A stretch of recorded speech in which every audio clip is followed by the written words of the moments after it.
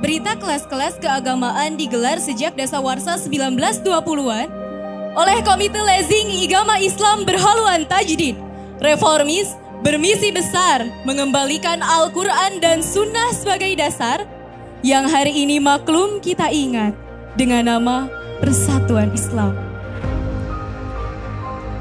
Barangkali di sana hanya ada kisah tuan-tuan Persis. Sampai saya melihat ibunda pada secari kertas berjudul Pihatur 1928. Ungkapan terima kasih tuan-tuan karena gerak dakwah Persatuan Islam melalui buku-buku yang diterbitkan nyatanya tak lepas dari catatan juang perempuan.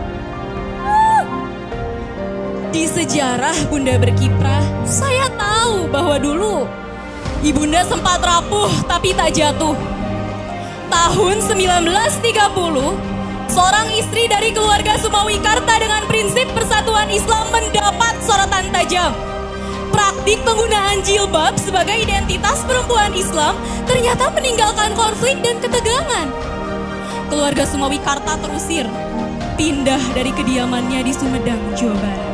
Tapi tak jadi soal selama syariat digenggamkan. Sedang di Pamengpek, Bandung, rumah-rumah ibu persatuan istri dilempari batu hanya karena penggunaan jilbab yang kala itu dianggap tabu. Kemudian, saya berjumpa dengan ibunda kala beliau mengurai pergulatan pemikiran keagamaan di tahun 1930-an.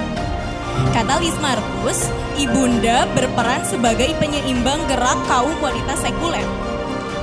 Halang rintang yang panjang di kisah-kisah juang ibunda tak membuat redup visi hidupnya, pun tak membuat padam semangatnya.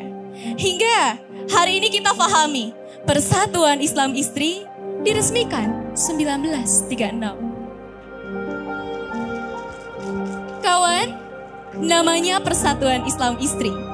Padanya saya menemukan bahwa tak mustahil bersahabat dengan perjuangan.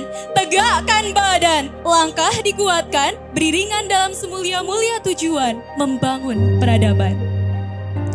Dari Persistri saya mengerti, manusia adalah kumpulan hari yang ketika Sang Ilahi meniupkan ruh kembali, artinya kita diberi satu kesempatan lagi. Barangkali cara menghabiskan waktu tergantung pada masing-masing hati. Tapi yang pasti, Sang Ilahi tak ingin kita sia-siakan hari. Dan Persistri menjadi bagian dari lautan hikmah dan inspirasi yang tak akan habis diselami.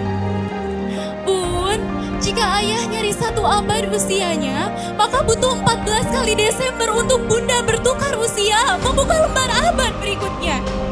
Kami yang Ummahatul God ini ingin kembali menyapa sembari mengikuti gerak langkah ibunda dan berkata, Bun, ayo buat lebih banyak sejarah.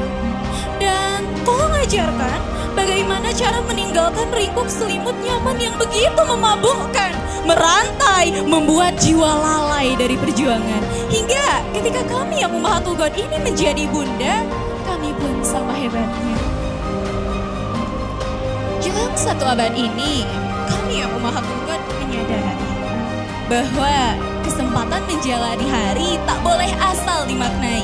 Banyak potensi tak buat kita jalan sendiri, pun terbatasnya energi tak batasi diri untuk terus berkontribusi.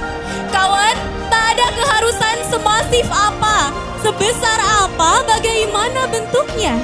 Namun cukup kerjakan sebaik-baik yang bisa. Kawan, kadangkala waktu menggerus identitas kita. Selalu ada hal baru di tiap detik yang berlalu. Karenanya, jalan dakwah tak selalu mudah.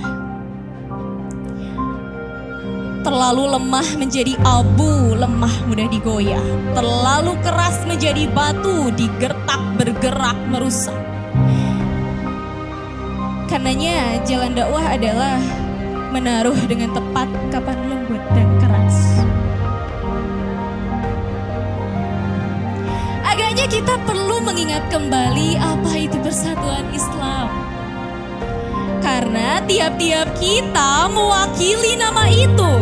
berawal dari kesadaran sederhana bahwa tiap-tiap kita adalah bagian dari sesuatu yang besar, maka menghadapi tantangan, hambatan di masa depan bukan lagi tugas ayah dan bunda, melainkan tugas kita, santri-santri yang mewakili nama Persatuan Islam. Kawan boleh saja berlari darinya atau memilih jalan yang lebih mulia, menemukan dan memeluk realita, menemukan makna yang meluluhkan air mata, bahwa besar kecil langkah dakwah takkan pernah sia-sia. Saya Haifa Nailah, bangga bisa mengenal kisah tentang